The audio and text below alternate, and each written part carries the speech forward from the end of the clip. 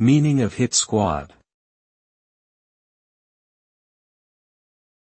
Hit squad. Hit squad. Hit squad. Hit squad.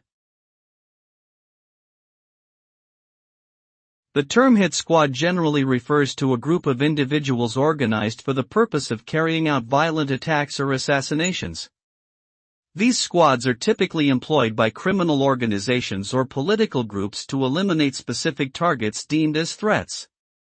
The use of hit squads can result in severe consequences, including loss of life, widespread fear, and social instability. In many cases, such actions are illegal and are punishable under the law.